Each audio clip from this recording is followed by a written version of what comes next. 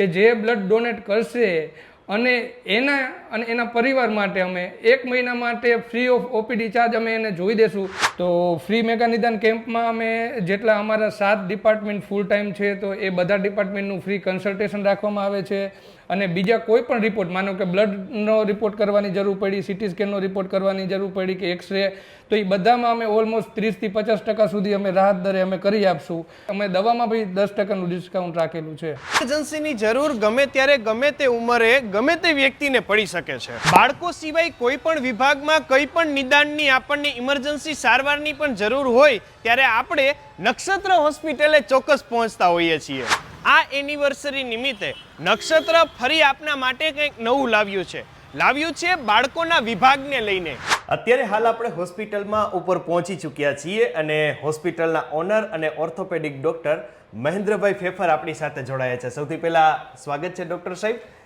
અત્યારે આપણે હોસ્પિટલને કંઈક હમણાં એનિવર્સરી છે તો કેટલા વર્ષ પૂરા થયા, શું કંઈ એના વિશે કહો. આપણે નક્ષત્ર હોસ્પિટલના 4 વર્ષ પૂરા થયા છે. આમ તો દર વખતે આપની એનિવર્સરીનું સેલિબ્રેશન પણ કંઈક વિશેષ હોય છે. આ વખતની એનિવર્સરી પર તમે કંઈક વિશેષ આયોજન અહીં હોસ્પિટલે કરેલું છે, એ શું છે? આ વખતે અમે જ્યારે અમારા હોસ્પિટલના 4 વર્ષ પૂર્ણ થાય છે તો એના માટે અમે 4 દિવસ માટે ફ્રી મેગા નિદાન કેમ્પ રાખ્યું છે અને મેગા બ્લડ ડોનેશન કેમ્પ રાખ્યું છે. આપણે જે મેડિકલ કેમ્પ છે એ 1 તારીખથી 4 તારીખ રાખેલો છે અને એના માટે રજિસ્ટ્રેશન અમે ફરજિયાત રાખેલું છે કે જેથી અમે એ પ્રમાણે આયોજન કરી શકીએ. અને જે આપણે બ્લડ ડોનેશન કેમ્પ છે એ 5 તારીખે સવારે 8 વાગે રાખ્યો છે. અને તમે કહો છો નવું કંઈક લાવો હો તો કયો નવો ડિપાર્ટમેન્ટ વળી આપણે શરૂ કરીએ? તો અમે બાળક માટે હવે નવો ડિપાર્ટમેન્ટ પીડિયાટ્રિક ડિપાર્ટમેન્ટ ચાલુ કરીએ છીએ. એમાં અમે એનઆઈસીયુ પીઆઈસીયુની ફૂલ સુવિધા સાથે અમે આ ફૂલ ફ્લેજ ડિપાર્ટમેન્ટ ચાલુ કરીએ છીએ. તો હવે આપણે 24 કલાક માટે બાળક માટે આપણે ડૉક્ટર ઉપલબ્ધ રહેશે અને અમારી ટીમમાં આખો દિવસ 24 કલાક મેડિકલ ઓફિસર પ્લસ કોઈ પણ ઇમરજન્સી માટે અમારે કન્સલ્ટન્ટ ડૉક્ટર જ આવીને ચેક કરે છે અત્યારે. ઓકે. અત્યારે નક્ષત્ર હોસ્પિટલમાં નવું શરૂ થયેલા ડિપાર્ટમેન્ટમાં અત્યારે હાલ આપણે એન્ટર થઈ રહ્યા છીએ. અહીંયા તો તમે જો ઢીંગલા ઢીંગલી ABCD ને ફુગા ને હે સાહેબ, અહીં તો તમે આખું બાળકો માટે બાળનગરી જેવું વાતાવરણ ઊભું કર્યું આખું.